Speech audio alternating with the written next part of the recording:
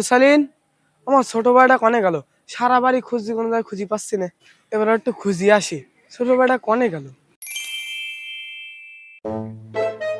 ওই তো, ওই তো মুরসালিন।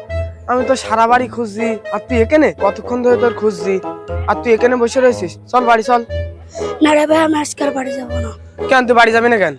না, আমি বাড়ি যাবো না। সামনে কুরবানি সবাই গরু কিনলে, আব্বু তো এখনো গরু কিনলে না। কেন তুই জানিস না আব্বু গরু কিনে আইছে? চল বাড়ি চল।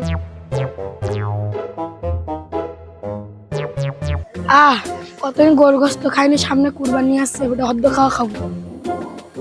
তুই এত খাওয়া খাবো করিস কেন? আব্বু কি তোর খাওয়ার জন্য কুরবানি দিচ্ছে?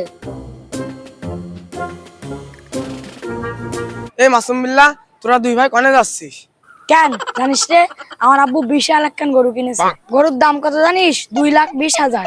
ওটা আমাদের কুরবানি আল্লাহর কাছে আগে কবুল হবে। কি বললি রে মুটা? আমার আব্বু এত বড় গরু কিনেছে, আমাদের কুরবানি আগে কবুল না হয় তোদেরটা কবুল হবে? তবে রে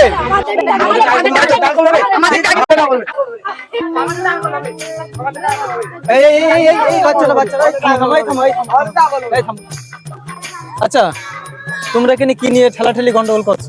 কাকু, আপনি বিচার করেন। আমাদের গরু কিনেছে সে বিশাল বড়, পুরো একটা হাতির মতন। তাহলে আমাদের কুরবানি আগে কবুল না হবে, ওদেরটা কবুল হবে? আরে কাকু, আমাদের গরু কিনেছে 2,20,000 টাকা দিয়ে। আমাদের কুরবানি আগে কবুল না হয়, ওদের কুরবানি আগে কবুল হবে। আচ্ছা, এই ব্যাপার। তোমরা তো সবাই লেখাপড়া করো, তাই না? তোমরা কোন স্কুলে পড়ো? আমরা তো সবাই ইনামুল হাসান মিন্নুর ক্যারেট মাদ্রাসায় পড়ি। আচ্ছা, এই ব্যাপার।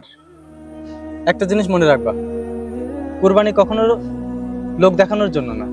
কুরবানি শুধুমাত্র আল্লাহর খুশির জন্য। কার গরুর দাম বেশি, কার গরুর দাম কম, এটি কিন্তু আল্লাহ যাচাই করবে না। তোমার অন্তরে আল্লাহর ভালোবাসা আছে কিনা, এটি আল্লাহ দেখবে। তোমার অন্তরের প্রশুদ্ধিতা আছে কিনা, এটা আল্লাহ দেখবে। এই জন্য লোক দেখানোর উদ্দেশ্যে কুরবানি দেয়া যাবে না। তোমরা যদি ইনামুল হাসান বিন নূর ক্যাডেট মাদ্রাসায় পড়ো, কুরবানি সম্পর্কে আরো ভালোভাবে তোমাদের প্রতিষ্ঠাতা পরিচালক মাওলানা ইনামুল হাসান বিন নূর, ওনার কাছ থেকে ভালোভাবে জানা যাবে। তোমরা এবার দিন ক্লাসে গিয়ে তোমাদের প্রতিষ্ঠাতা পরিচালক ইনামুল হাসান বিন নূরের কাছে জিজ্ঞেস করবা। সম্পূর্ণভাবে কুরবানির সঠিক বিধানটা তোমরা জানতে পারবা। আর সেই বিধানটা জেনে তোমার আব্বু আম্মু, এমনকি তোমার প্রতিবেশীদেরকেও তোমরা জানাবা।